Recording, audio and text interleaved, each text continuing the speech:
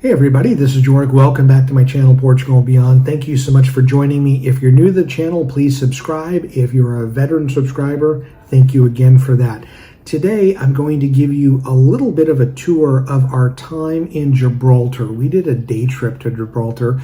We were staying in Marbella, Spain, and we decided it's only an hour away. Let's check it out. So I'm going to give you some of the highlights. And to me, the biggest highlight is we parked in Spain, went through border control, and how weird or how cool is it that you actually have to pass along a runway at the Gibraltar airport to get into Gibraltar. It's just, sometimes you just scratch your head. So we were able to go through. There were no planes that were coming through, so we were able to get in Gibraltar pretty easily. And then I'll show you at the end of the video where there was actually, they stopped us from going back. We had to wait for a plane to land and arrive at the gate. So when you are in Gibraltar, it is a British territory. I got to tell you, a lot of people go there for cigarettes and booze to take back to the UK. But if you're there, the main attraction really is the Rock. I'll make one recommendation to you. Do not do the cable car. The cable car can take upwards to an hour, hour and a half to get up to the top. You still have to walk down. I would recommend taking one of the numerous tour companies that have white vans. They usually pile 6 to 8 people in, and it's only a dollar or two more, a pound or two more than the cable car. And they'll take you up and they'll take you down. And when you go in, it also includes the entrance admission to the Rock. So we were able to see St. Michael's Cave, which is an iconic monument. I believe it's now called the Awakening, but for decades it's been called St. Michael's Cave. Just incredible stalagmites and stalactites inside Gibraltar. Which is really cool. And then the next stop that we went to an overlook where we got a 360-degree view looking out into Spain, the Mediterranean, and then off to Morocco, and then the Atlantic, and then back towards Spain.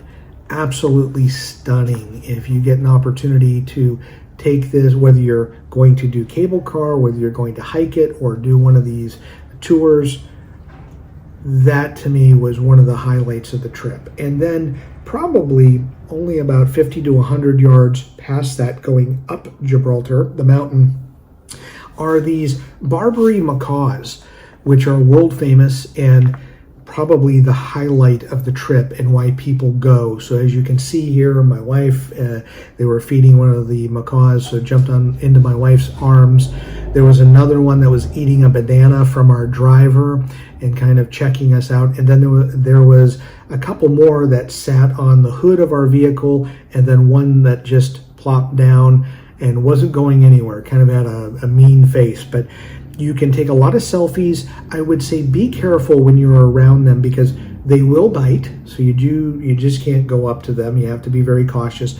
Also, if you have something loose, put everything in your pockets, because they are known sometimes to snap a cell phone or grab one from you. And then if you have purses, put them over your shoulder like a sling so that they won't grab that and run. But it was absolutely amazing to be around them. That was very cool. And then at the end of the trip, there is a great view of the airport looking north towards Spain.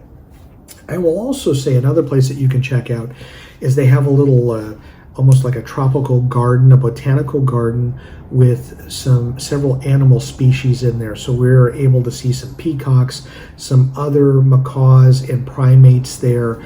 That was interesting because usually at many zoos, you don't get to see different varieties of animals. Here we were able to, really felt it was worth it, and it was a great day trip. And when I say day trip, a 4 to 6 hour trip. That's all you need to get there. You can get through the little old town of Gibraltar, see what you need to.